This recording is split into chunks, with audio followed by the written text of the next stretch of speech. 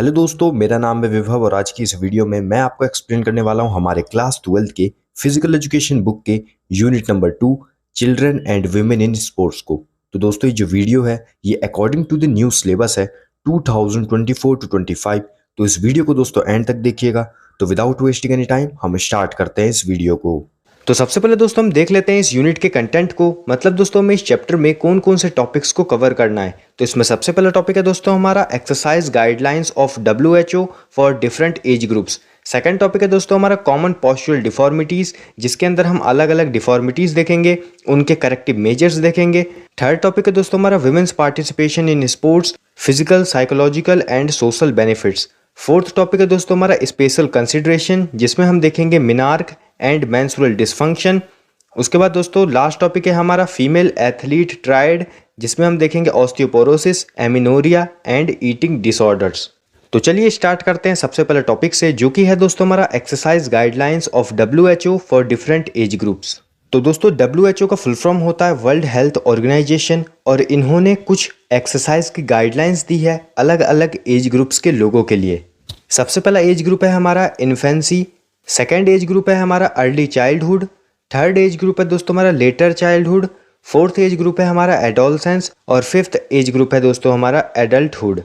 तो चलिए हम एक एक करके देख लेते हैं कि WHO की तरफ से अलग अलग एज ग्रुप्स के लिए क्या क्या एक्सरसाइज की गाइडलाइंस दी गई है। तो इसमें सबसे पहला एज ग्रुप है हमारा इन्फेंसी। तो इन्फेंसी के अंदर जनरली 0 से 2 साल के बच्चे आते हैं।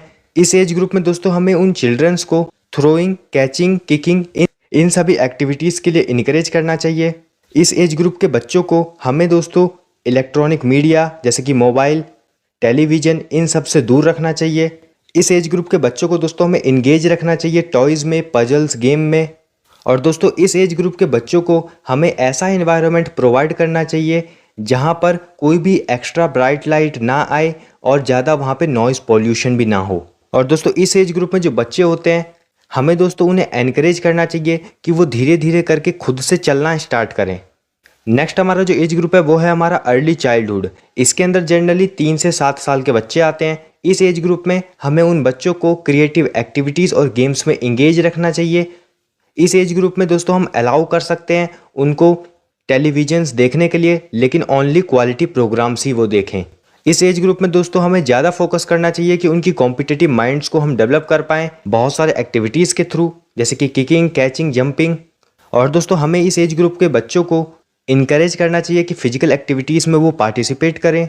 और दोस्तों हमें इस एज ग्रुप के बच्चों को एक ऐसा एनवायरनमेंट भी क्रिएट करके देना चाहिए जहाँ पर वो मेंटल एक्टिविटीज़ पे भी फोकस कर सकें। नेक्स्ट एज ग्रुप है दोस्तों हमारा लेटर चाइल्डहुड। इस एज ग्रुप में जनरली 8 से 12 साल के बच्चे आते हैं। तो दोस्तों इस एज ग्रुप में हमें स्पोर्ट्स ट्रेनिंग को इंट्रोड्यूस कर देना चाहिए उनके लिए, उनको बताना चाहिए कि स्पोर्ट्स ट्रेनिंग क्या होता है, कैसे वो कर सकते हैं। उसके बाद दोस्तों हमें इस एज ग्रुप के बच्चों को बेसिक रूल्स ऑफ स्पोर्ट्स भी बताने चाहिए, जैसे कि fair play, simple strategies, honesty, ये सारी चीज़ें। और दोस्तों हमें इस एज ग्रुप के बच्चों को एनकरेज करना चाहिए कि वो अलग अलग एक्टिविटीज़ में पार्टिसिपेट करें, जिससे वो स्ट्रांग बने, फ्लेक्सिबल बने। और साथ ही साथ दोस्तों हमें इस एज ग्रुप के बच्चों को एनकरेज करना चाहिए कि वो दोस्तों अलग अलग एक्टिविटीज़ में पार्टिसिपेट करके बॉडी कंट्रोल और कोऑर्डिनेशन को भी सीख पाएँ। नेक्स्ट एज ग्रुप है दोस्तों हमारा एडोलसेंस। इसके अंदर जनरली 13 से 19 साल के बच्चे आते हैं। तो दोस्तों इस एज ग्रुप में हमें दोस्तों एनकरेज करना चाहिए उन्हें कि वो रनिंग, स्विमिंग, इन सभी एक्टिविटीज़ में पार्टिसिपेट करें, जिससे उनका स्टैमिना बिल्डिंग हो। और दोस्तों इस एज ग्रुप के बच्चों को हफ्ते में 3 बार मसल स्ट्रेंथनिंग एक्सरसाइजेस को परफॉर्म करना चाहिए। और दोस्तों इस एज ग्रुप के बच्चों को जो फिजिकल एक्टिविटीज़ होती है उसकी इंटेंसिटी को मॉडरेट टू विजोरस रखना चाहिए। और दोस्तों इस एज ग्रुप के बच्चों को ज़्यादा से ज़्यादा मसल स्ट्रेंथनिंग एक्सरसाइज में इंडल्ज रहना चाहिए। नेक्स्ट है हमारा एडल्टहुड। इस एज ग्रुप के अंदर जनरली 19 ईयर्स से अबव के जो पर्सन्स होते हैं वो इसके अंदर आते हैं। तो दोस्तों इस एज ग्रुप के अंदर एडल्ट्स को हमेशा एक्टिव रहने का ट्राई करना चाहिए। उन्हें दोस्तों अलग अलग फिजिकल एक्टिविटीज़ में पार्टिसिपेट करना चाहिए, जैसे कि बाइक राइडिंग, डांसिंग, स्विमिंग। और दोस्तों इस एज ग्रुप में इंडिविजुअल्स को, पर्सन्स को मस्कुलर स्ट्रेंथ, बोन स्ट्रेंथ, इसको दोस्तों डेवलप करने के लिए अलग अलग एक्टिविटीज़ को परफॉर्म करना चाहिए। इस एज ग्रुप के बच्चों को दोस्तों वेट लिफ्टिंग एक्टिविटीज़ में भी पार्टिसिपेट करना चाहिए। तो यही सब दोस्तों कुछ गाइडलाइंस थी जो कि WHO के द्वारा अलग अलग एज ग्रुप्स के लिए दी गई है, रिकमेंड की गई है। नेक्स्ट टॉपिक है दोस्तों हमारा common postural deformities. Postural deformities का मतलब होता है कि अगर हमारी बॉडी की किसी भी पार्ट का अलाइनमेंट सही नहीं है तो वो एक पॉस्चरल डिफॉर्मिटी होगी। दोस्तों हमारे सिलेबस में 7 तरह की पॉस्चरल डिफॉर्मिटीज है। सबसे पहली डिफॉर्मिटी है नॉक नीज। नॉक नीज का दूसरा नाम होता है जेनुवेल्गम। नॉक नी दोस्तों एक पॉस्चरल डिफॉर्मिटी है। इसमें क्या होता है, इसमें किसी भी चाइल्ड का या किसी भी एडल्ट के जो नीज होते हैं वो दोस्तों टच करते हैं और जो एंकल्स होते हैं वो दूर रहते हैं, जैसा कि आप इमेज में भी देख पा रहे होंगे। इसके कॉजेज क्या होते हैं, मतलब इसके क्या कारण होते हैं जिस वजह से ये नॉक नी हो जाता है। तो दोस्तों बैलेंस डाइट की कमी से, विटामिन डी की कमी से, कैल्शियम की कमी से, फास्फोरस की कमी से नॉक नी होता है। अब इसका क्या करेक्टिव मेजर है या फिर इसकी क्या रेमेडी है जिससे हम ठीक कर सकते हैं नॉक नी को। तो अगर हम बैलेंस डाइट को लेते हैं, पद्मासना, गोमुखासना को परफॉर्म करते हैं रेगुलरली और हॉर्स राइडिंग करते हैं, मतलब हम घोड़सवारी करते हैं, तो ये जो नॉक नी की प्रॉब्लम है ये ठीक हो सकती है। सेकंड है बो लेग्स। बो लेग्स का दूसरा नाम होता है जेनुवेरम। और दोस्तों जो बो लेग्स है वो एकदम अपोजिट है नॉक नीज के। इसमें क्या होता है, इसमें जो हमारे नीज होते हैं वो दूर होते हैं और जो हमारे एंकल्स होते हैं वो टच करते हैं। इसके क्या कॉजेज हैं, तो इसके कॉजेज भी एकदम सेम है नॉक नी जैसे। बो लेग्स भी दोस्तों बैलेंस डाइट की कमी से, विटामिन डी की कमी से, कैल्शियम की कमी से, फास्फोरस की कमी से होता है। इसके क्या रेमेडीज है, मतलब इसके क्या करेक्टिव मेजर है, कैसे हम इसे ठीक कर सकते हैं। तो अगर हम बैलेंस डाइट लेते हैं, विटामिन डी को रिक्वायर्ड अमाउंट में लेते हैं और अर्ध मस्तेंद्रासना, गरुदासना और अर्ध चक्रासना को परफॉर्म करते हैं तो फिर बो लेग्स ठीक हो सकता है। थर्ड है फ्लैट फुट। तो दोस्तों फ्लैट फुट भी एक पॉस्चरल डिफॉर्मिटी है। इसमें क्या होता है, इसमें हमारे फुट का जो एंटायर सोल होता है, मतलब जो तलवा होता है, जो सोल होता है, वो ग्राउंड से, फ्लोर से टच करता है, जैसा कि आप इमेज में भी देख पा रहे होंगे। जो ऊपर वाली इमेज है वो फ्लैट फुट की है और नीचे वाली नॉर्मल फुट है। फ्लैट फुट में कोई भी दोस्तों आर्क आपको देखने के लिए नहीं मिलेगा, वो ग्राउंड से बिल्कुल चिपटा हुआ मिलता है। लेकिन जो नॉर्मल फुट है उसमें दोस्तों आपको एक आर्क दिखेगा, एक कर्व आपको दिखेगा ग्राउंड से। तो यही होता है फ्लैट फुट। इसके क्या कॉजेज होते हैं, तो दोस्तों पैर के जो मसल्स होते हैं वो अगर वीक होते हैं तो इससे ये फ्लैट फुट हो जाता है।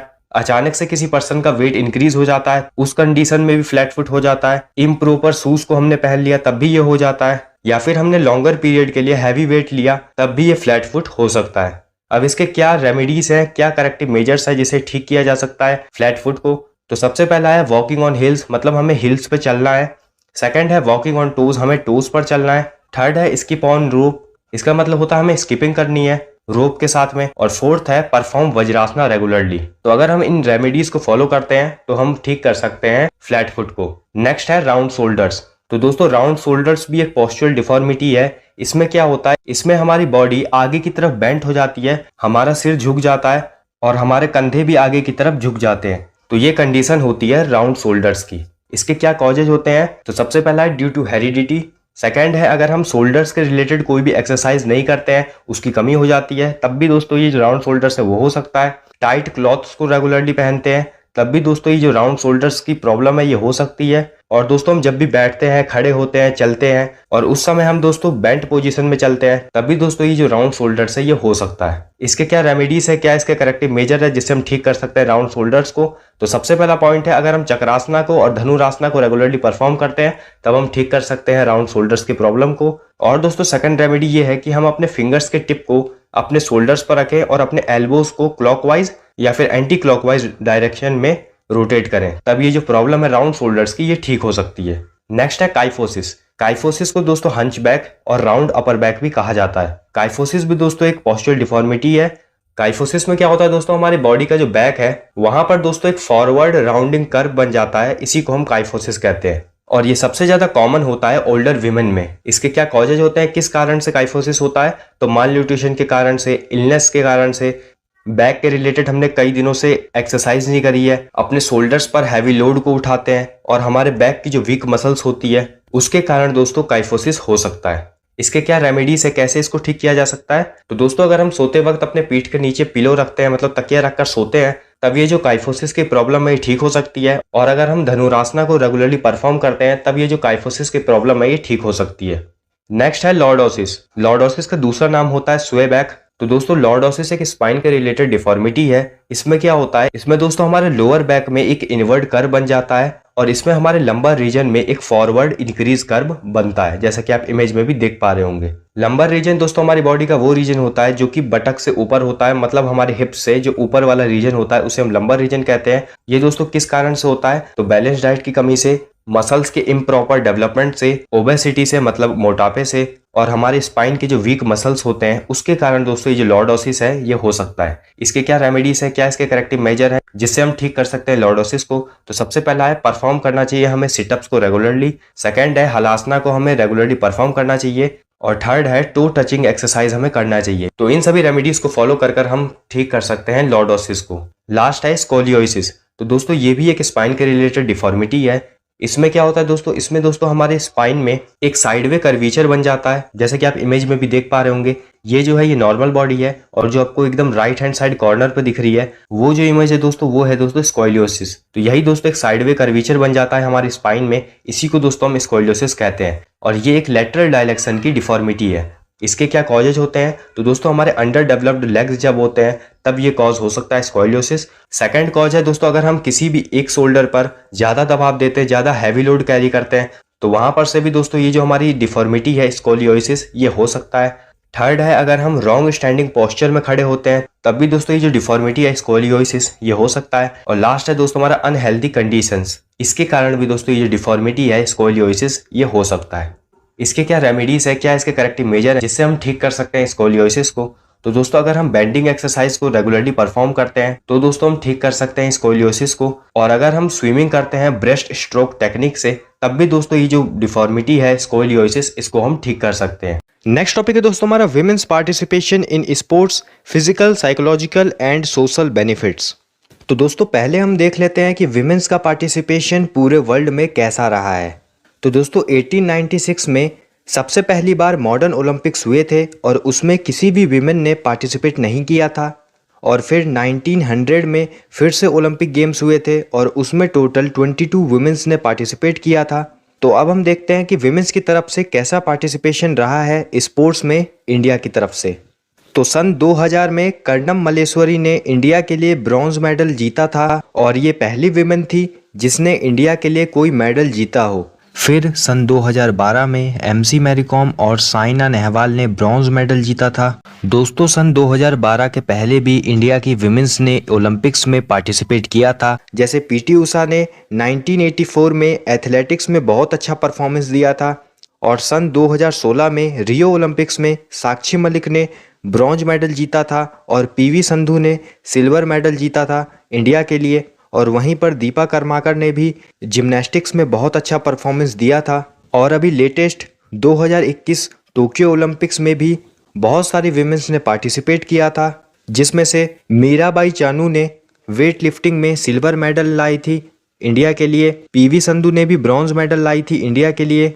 बैडमिंटन में लोवलीना बोर्गोहेन ने भी ब्रॉन्ज मेडल लाई है बॉक्सिंग में इंडिया के लिए। तो अब हम समझ लेते हैं कि अगर विमेन एथलीट पार्टिसिपेट करती है अलग अलग स्पोर्ट्स में तो इससे उनको फिजिकल क्या बेनिफिट्स होता है, साइकोलॉजिकल क्या बेनिफिट्स होता है और सोशल क्या बेनिफिट्स होता है। तो इसमें सबसे पहले हम समझ लेते हैं फिजिकल बेनिफिट्स, कि अगर विमेन एथलीट्स पार्टिसिपेट करती है स्पोर्ट्स में तो उनको क्या क्या फिजिकल बेनिफिट्स होते हैं। तो इसमें सबसे पहला पॉइंट है लाइफस्टाइल डिजीजेज। तो दोस्तों अगर जो विमेन है वो स्पोर्ट्स में पार्टिसिपेट करती है तो इससे दोस्तों लाइफस्टाइल डिजीजेज होने के चांसेस रिड्यूस होते हैं।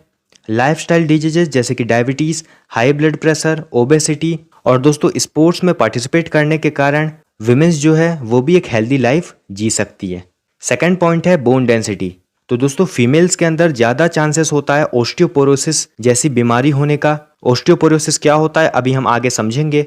तो दोस्तों अगर जो विमेन्स हैं वो स्पोर्ट्स में पार्टिसिपेट करती हैं तो इससे दोस्तों उनकी जो बोन डेंसिटी है वो इंक्रीज होगी और जो उनके बोन्स हैं वो स्ट्रांग होंगे और ज़्यादा। इसमें थर्ड पॉइंट है हमारा टोन्ड मसल्स। तो दोस्तों अगर जो विमेन्स है वो एक्टिवली पार्टिसिपेट करती हैं स्पोर्ट्स में, रेगुलरली एक्सरसाइज करती हैं तो इससे दोस्तों जो उनका मसल टोन है वो इंक्रीज होता है और दोस्तों ये चीज़ ज़्यादा उन्हें हेल्प करती है स्ट्रांग रहने में। नेक्स्ट पॉइंट है हमारा कार्डियोवैस्कुलर सिस्टम। तो दोस्तों अगर जो विमेन है वो रेगुलरली स्पोर्ट्स एक्टिविटीज़ में पार्टिसिपेट करती है, रेगुलरली एक्सरसाइज करती है तो इससे दोस्तों नंबर ऑफ कैपिलरीज जो है वो इंक्रीज होते हैं। और दोस्तों नंबर ऑफ कैपिलरीज इंक्रीज होने से ऑक्सीजन इनटेक में उन्हें हेल्प मिलेगी। और अगर दोस्तों ऑक्सीजन इनटेक में उन्हें हेल्प मिल रही है तो इससे दोस्तों विमेन एथलीट को फटीग कम होगी, मतलब थकान कम होगी और वो लॉन्गर पीरियड के लिए स्पोर्ट्स में पार्टिसिपेट कर सकती हैं। नेक्स्ट पॉइंट है ओबेसिटी। तो दोस्तों अगर जो विमेन्स है वो रेगुलरली स्पोर्ट्स एक्टिविटीज़ में पार्टिसिपेट करती हैं, रेगुलरली एक्सरसाइज करती हैं तो इससे दोस्तों वो फिट रह सकती हैं। तो दोस्तों उन्हें ओबेसिटी होने का कोई भी चांसेस रहेगा ही नहीं। सेकंड अब हम देख लेते हैं साइकोलॉजिकल बेनिफिट्स।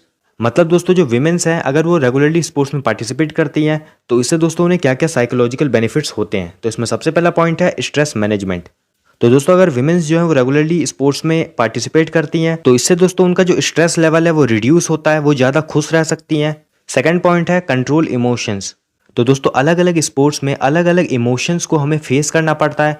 कभी हम जीतने के बाद खुश भी रहते हैं, कभी हम हारने के बाद थोड़े से दुखी भी होते हैं, लेकिन हम उससे सीखते भी हैं। तो दोस्तों इन अलग अलग इमोशंस को कंट्रोल करने की हैबिट भी जो है वो विमेंस के अंदर आ जाती है। थर्ड पॉइंट है कॉन्फिडेंस।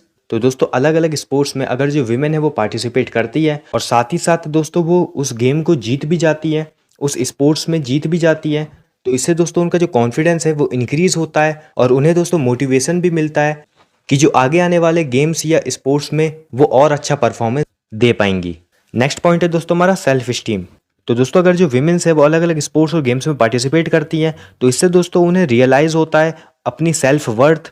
उनकी दोस्तों इससे सेल्फ इमेज भी इम्प्रूव होती है और वो दोस्तों अपना जो वर्थ है उसको समझ पाती हैं, अपनी इंपॉर्टेंस को समझ पाती हैं। तो ये चीज़ स्पोर्ट्स और गेम्स में पार्टिसिपेट करने से ही विमेंस एथलीट को अचीव होती है। इसमें लास्ट पॉइंट है हमारा लीडरशिप। तो दोस्तों अलग अलग स्पोर्ट्स और गेम्स में अगर जो विमेंस है वो पार्टिसिपेट करती हैं तो उसके अंदर दोस्तों लीडरशिप भी एक बहुत ही इंपॉर्टेंट क्वालिटी है जो कि डेवलप होती है। नेक्स्ट अब हम देख लेते हैं सोशल बेनिफिट्स। तो दोस्तों जो विमेंस है वो अगर स्पोर्ट्स में पार्टिसिपेट करती हैं तो उनको क्या क्या सोशल बेनिफिट्स होते हैं। तो इसमें सबसे पहला है कोऑर्डिनेशन। तो दोस्तों कुछ गेम्स ऐसे होते हैं जिसमें दोस्तों बहुत सारे प्लेयर्स एज अ टीम खेलते हैं, तो उसमें दोस्तों कोऑर्डिनेशन रहना बहुत ज़्यादा इंपॉर्टेंट है। तो विमेंस एथलीट अगर इन गेम्स में पार्टिसिपेट करती हैं तो इससे दोस्तों जो स्किल है कोऑर्डिनेशन की तो वो चीज़ वो वहाँ से सीख पाती हैं। सेकंड पॉइंट है कम्युनिकेशन। तो दोस्तों अगर जो विमेन एथलीट हैं वो अलग अलग स्पोर्ट्स में पार्टिसिपेट करती हैं तो वहाँ पर दोस्तों बहुत सारे अलग अलग प्लेयर्स जो हैं वो भी वहाँ पर खेलते हैं, तो उनसे कम्युनिकेट करना, और अगर हम कम्युनिकेट करते हैं तो बहुत सारी हम चीज़ें उनसे सीखते हैं, उनके एक्सपीरियंस से सीखते हैं। नेक्स्ट पॉइंट है इंटर रिलेशनशिप।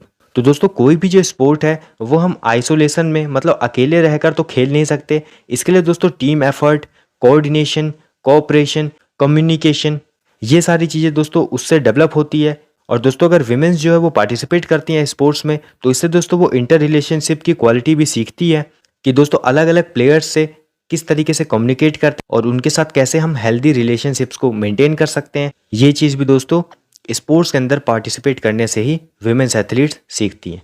लास्ट पॉइंट है कोऑपरेशन। तो दोस्तों बहुत सारे ऐसे स्पोर्ट्स और गेम्स हैं जिसके अंदर अलग अलग प्लेयर्स एज अ टीम खेलते हैं और उसके अंदर दोस्तों कोऑपरेशन होना बहुत ज़्यादा इंपॉर्टेंट है कि हम दोस्तों किस तरीके से अपने फेलो प्लेयर्स के साथ भी खेलते हैं, उनके साथ हमारी क्या बॉन्डिंग है। तो दोस्तों अगर जो विमेंस है वो अगर इन स्पोर्ट्स में पार्टिसिपेट करती हैं तो इससे दोस्तों वो कोऑपरेशन भी सीखती हैं। नेक्स्ट टॉपिक है दोस्तों हमारा स्पेशल कंसिडरेशन, जिसमें हम देखेंगे मिनार्क एंड मेंस्ट्रुअल डिसफंक्शन।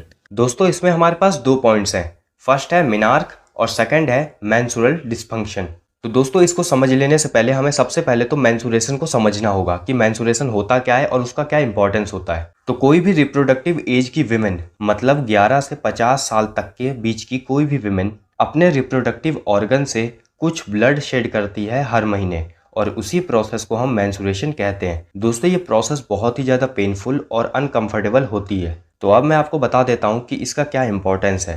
तो जो भी मेंस्ट्रुअल साइकिल होता है वो किसी भी गर्ल को इम्पॉर्टेंट केमिकल पहुंचाता है और उन केमिकल्स को हम हार्मोन कहते हैं, जिसके कारण कोई भी विमेन हेल्दी रह पाती है। और मेंस्ट्रुएशन हर महीने किसी भी विमेन की बॉडी को प्रेगनेंसी के लिए प्रिपेयर करती है। मतलब अगर कोई विमेन चाहती है कि उसके फ्यूचर में चाइल्ड्स हो तो उसके लिए मेंस्ट्रुअल साइकिल बहुत ही ज़्यादा इंपॉर्टेंट है। तो अब मैं आपको बता देता हूँ कि मिनार्क क्या होता है। तो दोस्तों मिनार्क किसी भी यंग गर्ल की फर्स्ट मेंस्ट्रुअल ब्लीडिंग होती है और ये बेसिकली 11 से 12 साल की उम्र के बीच में होती है। फिर 12 से 50 साल तक के बीच में होती है मेंस्ट्रुएशन और उसके बाद होती है मेनोपॉज। अगला है मेंस्ट्रुअल डिसफंक्शन, इसका मतलब है इर्रेगुलर मेंस्ट्रुअल साइकिल। अब हर वुमेन 20 से 28 दिन के बीच में मेंस्ट्रुएशन करती है, मतलब वो अपने रिप्रोडक्टिव ऑर्गन से ब्लड शेड करती है और ये प्रोसेस हर 20 दिन के बाद रिपीट होती है, तो उसको हम मेंस्ट्रुअल साइकिल कहते हैं। और अगर ये प्रोसेस कुछ दिनों के लिए स्टॉप हो जाती है तो उसको हम कहते हैं मेंस्ट्रुअल डिसफंक्शन। आई होप आपको समझ में आ गया होगा। अगला टॉपिक है फीमेल एथलीट ट्रायड। इसमें हमारे पास 3 पॉइंट्स हैं। पहला है ऑस्टियोपोरोसिस, सेकंड है एमिनोरिया और थर्ड है ईटिंग डिसऑर्डर्स। दोस्तों आइए हम एक एक करके इनको देखते हैं। फर्स्ट है ऑस्टियोपोरोसिस।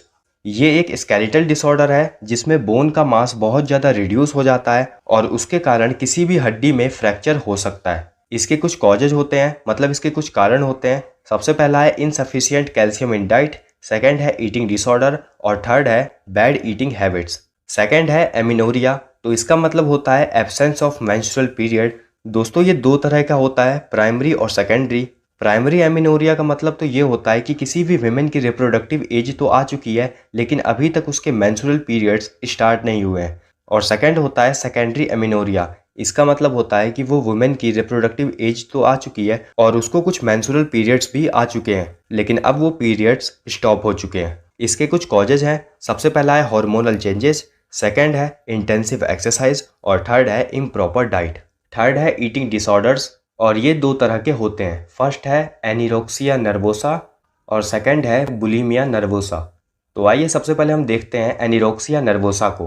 तो ये एक ईटिंग डिसऑर्डर है जिसमें विमेन एथलीट सारे टाइम सिर्फ खाने और डाइटिंग के बारे में ही सोचती रहती है और इसी कारण उसका जो बॉडी स्ट्रक्चर है वो एकदम डिस्टॉर्ट हो जाता है। वो असली में तो बहुत ज़्यादा पतली होती है लेकिन जब वो अपने आप को आईने में देखती है तो उन्हें लगता है कि वो ओबेस है, मतलब वो मोटी है। सेकंड है बुलिमिया नर्वोसा, तो ये भी एक ईटिंग डिसऑर्डर है जिसमें विमेन एथलीट लार्ज अमाउंट में फूड को कंज्यूम करती है और फिर उस फूड को वॉमिट कर देती है ताकि उनका वेट गेन ना हो सके। तो यहाँ पर दोस्तों ये जो आपका यूनिट है, unit number 2 children and women in sports, ये दोस्तों यहाँ पर खत्म होता है।